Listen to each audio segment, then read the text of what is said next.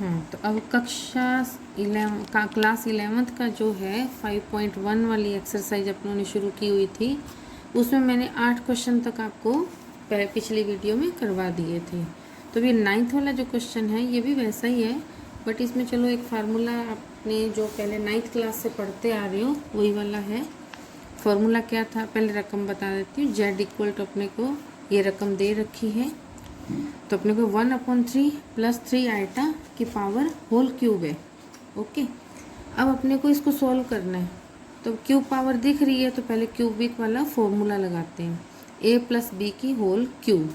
तो इसको खोलते तो क्या आता है आपको पता ही है, a³ + 3a² b + 3ab² + b³। ठीक है, अब यहाँ पे a अपने पास कितनी है वैल्यू, a की वैल्यू 1/3, b की वैल्यू 3 आइटा। ओके, अब अपनों ने सिर्फ वैल्यूज पुट करनी है, तो वैल्यूज पुट की तो क्या है, a³ यानी 1/3 का क्यूब + 3a² b, तो 3 1/3 की स्क्वायर 3 आइटा। अब है 3ab², 3 1/3 3 iota square plus ab³ यानी कि 3 आइटा का क्यूब। अब इसको सॉल्व करना है, तो 1/3 की 3 मैंने एज इट लिखा प्लस 3 1/3 ये 3 1/3 का स्क्वायर, तो डबल टाइम किया इंटू 3 आइटा आ गया plus 3/3 into 3 square iota square plus 3³ iota cube. Okay, अब आगे 1/3 की क्यूब 3 इंटू 3 इंटू 3, 3 टाइम 3 का मल्टीप्लाई, तो क्या आएगा 27 प्लस ये 3 2 टाइम नीचे था, 2 टाइम ही ऊपर है, तो ये दोनों आपस में कट गए, तो अपने पास क्या आ गया ओनली आइटा प्लस 1 3 है, इस 1 3 से कट गया, तो ये 3 3 कट 3 स्क्वायर यानी 9 आइटा स्क्वायर प्लस 3⁻³ है, तो वो 3 टाइम आपको 3 का मल्टीप्लिकेशन करना है 27 आइटा क्यूब को आइटा स्क्वायर इंटू आइटा में बदल दिया।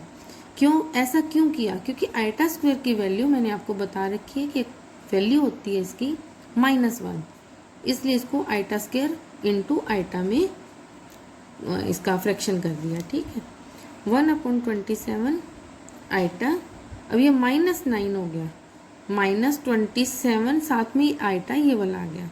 अब ये दोनों आपस में इकट्ठी हो जाएंगी रकमें, और ये दोनों आपस में। ठीक है, तो 1/27 -9 -26 आइटा, ये प्लस का था ना, तो ये प्लस का इसमें से घट गया। मैंने आपको बताया हमेशा कि छोटी रकम ही बड़ी रकम में से घटती है, तो छोटी रकम ये 1 आइटा, ये 27 आइटा है, तो 1 आइटा 27 आइटा में से घटाएंगे तो 26 आइटा बचा, और साइन 27 का माइनस है, तो माइनस आ गया। अब इसको आप एलसीएम लेके सॉल्व करोगे, 1 माइनस इसके नीचे आप चाहो तो 1 लगा सकते हो डिवाइड में, ठीक है, अपॉन में 1 लगा लो। अब 27 एलसीएम आ गया, 1 माइनस इसको मल्टीप्लाई करोगे एलसीएम लेते हुए, तो 243 माइनस ये, इसको अलग से रखो, इसका एलसीएम इसके साथ नहीं लेना। अब अपने पास क्या आ गया, इसको सब्ट्रैक्ट करो तो अपने पास आ गया 242/27, और ये माइनस एज इट 26 आइटा। ये मैंने इसलिए रखा इसको ऐसे क्योंकि ये अपने पास ये बी का काम करेगा, आइटा बी वाली रकम बन जाएगी। ठीक है, और ये अपने पास ए वाली, क्योंकि उसने क्या फॉर्म मांगी हुई है, ए प्लस आइटा बी में, तो ये पूरी वैल्यू ए की हो गई, और ये वाली वैल्यू 26 जो है बी हो गया, और आइटा साथ में, तो ये मैंने इधर लिख भी दिया साथ में। ये क्वेश्चन अपना कंप्लीट हो गया। ठीक है, अब अगला अपना जो क्वेश्चन है, दो सम्मिश्र संख्याओं का अंतर, यानी 2 कॉम्प्लेक्स नंबर हों अपने पास, तो उनका डिफरेंस कैसे निकाला जाता है, उसको सब्ट्रैक्ट कैसे किया जाता है। ठीक है, तो लेट कर लिया कि हमारे पास 2 कॉम्प्लेक्स नंबर हैं, first Z1 equal to a plus iota b and Z2 equal to c plus iota d। Okay, दोनों में डिफरेंस फाइंड करना है, डिफरेंस माइनस मतलब सब्ट्रैक्शन करना, तो Z1 minus Z2 equal a plus iota b minus, अब इसको आपने ब्रैकेट में ही लिखना है, विदाउट ब्रैकेट वही आपको पता है कि बाहर चिन्ह माइनस का होता है तो ब्रैकेट लगाना जरूरी होता है ताकि आगे के चिन्ह उसके हिसाब से सेट किए जा सके। तो पहले वाले को भी ब्रैकेट में रख लेना चाहिए और लास्ट जो अपना माइनस के बाद जो ब्रैकेट आता है ना हमेशा उसको हमेशा ब्रैकेट में रखो। जो भी डिजिट आते हैं, रकम आती है, संख्या आती है, जो भी है। ए और सी को इकट्ठा किया, ए माइनस सी प्लस आइटा को कॉमन लिया, बी माइनस डी। ओके, तो अब जरा गौर से देखो, ये एक नियम है बेटा, इसको एक आपने नियम को याद रखना है। क्या कि अगर हम टू कॉम्प्लेक्स नंबर का डिफरेंस फाइंड करते हैं तो जो अपने को डिफरेंस मिलने के मतलब निकालने के बाद जो अपने पास वैल्यू आती है वो भी एक कॉम्प्लेक्स नंबर की फॉर्म में ही आती है। अब खुद ही देख लो, ये वाली अपने पास पूरा ब्रैकेट जो है अपने पास, जिसको अपने लिखते हैं जैसे जेड इक्वल टू क्या लिखते हो, ए प्लस आइटा बी लिखते हो ना। अब यहाँ पे चूंकि ए और बी दूसरी वैल्यूज़ भी है तो इसको आप लेट यूँ कर सकते हो, ए प्लस आइटा बी। तो यहाँ पे ये वाला जो ए है वो इसका काम कर रहा है, ये तो हो गया रियल नंबर। और आइटा के साथ जो होता है वो अपना आइटा के समेत इमेजनरी पार्ट काउंट होता है। तो आइटा भी यानी कि ये वाला पूरा अपना इमेजनरी पार्ट हो गया। तो कहने का मतलब है कि इनका डिफरेंस भी अपने को कॉम्प्लेक्स नंबर की फॉर्म में ही मिलता है। अब आगे आता है प्लस वाला निशान, यानी एडिशन करना मैंने आपको पहले बता दिया था, ये सब्ट्रैक्शन करना बता दिया। अब है टू कॉम्प्लेक्स नंबर का मल्टीप्लिकेशन करना। मल्टीप्लिकेशन कैसे करोगे, लेट वही टू कॉम्प्लेक्स नंबर ले लो, z1 equal to A plus iota B, z2 equal to C plus iota D.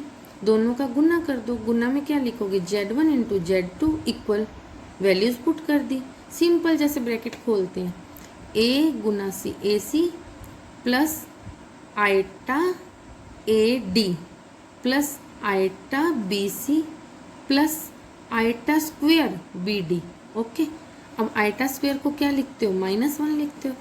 अब a c minus b d plus iota common a d plus b c. Okay, अब फिर इसमें फिर देखो कि ये वाली जो रकम है ये अपनी रियल पार्ट को बता रही है और ये अपना इमेजनरी पार्ट। इट मीन्स क्या हुआ कि अपना अगर दोनों का मल्टीप्लाई वाला भी लेते हैं, मल्टीप्लिकेशन कर लेते हैं तो वो भी अपने पास कॉम्प्लेक्स नंबर ही आता है।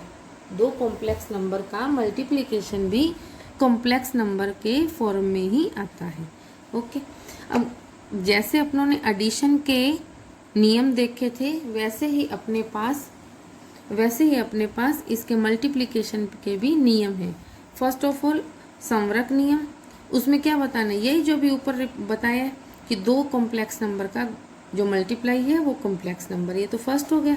सेकंड में क्रम विनिमय, क्रम विनिमय यानी कि अपने को ये देखना है कि इसमें कोई सीरियल नंबर, जैसे अपने सीक्वेंस वाइज करने का कोई फ़र्क पड़ता है क्या, कोई फ़र्क नहीं पड़ता। आप पहले Z1 को रख सकते हो या पहले Z2 को भी रख सकते हो, दोनों का आंसर सेम आएगा। ओके, थर्ड होता है साहचर्य। साहचर्य का मतलब जैसे अपने टू कॉम्प्लेक्स नंबर का मल्टीप्लाई पहले किया फिर थर्ड से किया, हमने अगली बारी में क्या किया, लास्ट टू का पहले मल्टीप्लाई करके फिर फर्स्ट से किया, दोनों का आंसर सेम आएगा, से आंसर में कोई फर्क नहीं आएगा। ओके, फिर फोर्थ नंबर पे गुणात्मक तत्समक अवयव।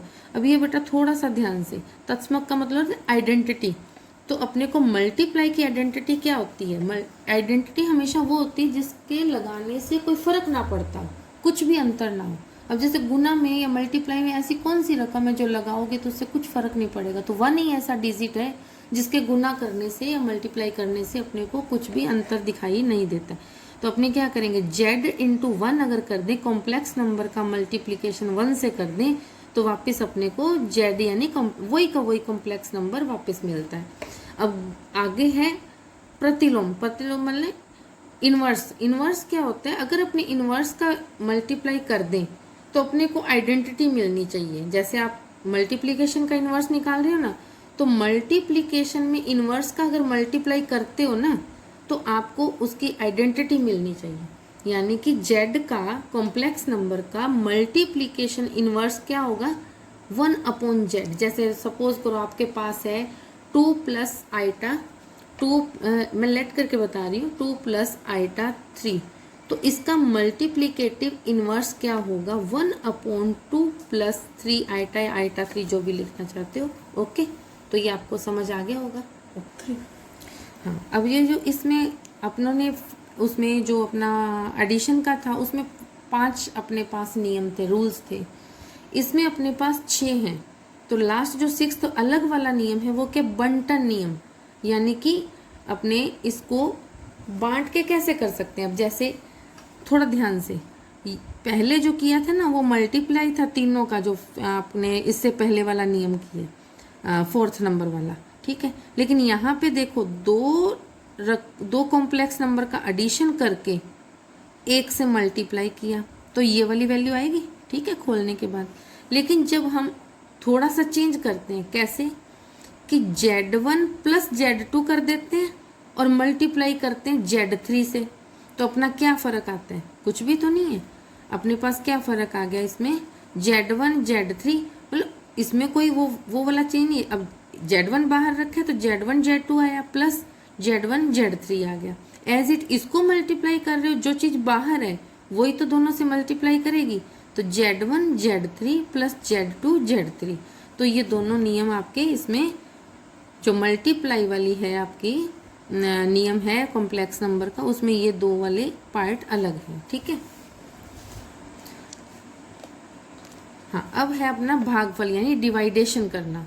दो कॉम्प्लेक्स नंबर दिए हो तो उनका डिवाइडेशन सिंपल, Z1 लेट कर लिया, Z2 लेट कर लिया, तो भागफल क्या होगा, सिंपल है, Z1 अपॉन Z2। अब एक चीज़ और है कि अपने को इसके ऊपर थ्योरम्स भी दी हुई हैं। थ्योरम्स मतलब जैसे नियम क्लियर करना, तो आपको ये तत्समक यानी आइडेंटिटी वाला, आइडेंटिटी, ठीक है, तो अपने को ये वाला नियम भी क्लियर करना है। तो ऐसे 3-4 नियम है, मैं ये करवा रही हूँ, और भी 2-3 और हैं, वो आप खुद भी करना। नहीं आने पे मेरे को कमेंट सेक्शन में बताना ताकि मैं आपको और हेल्प कर सकूँ। तो अपने पास है Z1 प्लस Z2 का होल स्क्वायर। हाँ, अब अपने पास है आइडेंटिटी के ऊपर एक थ्योरम है, सिंपल है, जैसे अपने A प्लस बी का होल स्क्वायर खोलते हैं उसके ऊपर है Z1 प्लस Z2 का होल स्क्वायर, ठीक है। जैसे अपने A प्लस बी का होल स्क्वायर खोलते हैं तो क्या आता है, A square plus 2AB plus B square. अपने को ये चीज़ इस कॉम्प्लेक्स नंबर के ऊपर प्रूव करनी है, तो ठीक है, Z1 square plus Z2 square plus 2Z1 Z2 ये अपने को प्रूव करके लेके आना है। Z1 प्लस Z2 का whole square, Z1 plus Z2 एक ब्रैकेट में और सेकंड ब्रैकेट में भी यही, क्योंकि होल स्क्वायर है, सेम आएंगे। अब इनको खोलने का तरीका क्या है, Z1 प्लस Z2 इंटू में ये फर्स्ट डिजिट प्लस, एक्चुअल में ये डिजिट नहीं है, पूरी एक संख्या है, नंबर है, बट यहाँ पे अपने को डिजिट के रूप में दिख रहा है तो वैसे ही लेके चलते हैं। Z1 प्लस Z2 इंटू में सेकंड वाला, ओके। Z1 का Z1 से Z1 square plus Z2 Z1 plus Z1 Z2 plus Z2 square. अब थोड़ा ध्यान से, Z1 स्क्वायर का एज इट Z1 Z2, आपको भी थोड़ी देर पहले बताया था कि इसमें क्रम का कोई वो फ़र्क नहीं रहता, तो Z2 को भी पहले लिख सकते हैं, Z1 को भी पहले लिख सकते हैं, तो इसको मैंने सही तरीके से लिख दिया Z1 Z2, ये ऑलरेडी Z1 Z2 था, plus Z2 square, Z1 square ये 2 टाइम्स एक जैसी रकम है, 2Z1 Z2 plus Z2 square, तो अपना ये रकम है।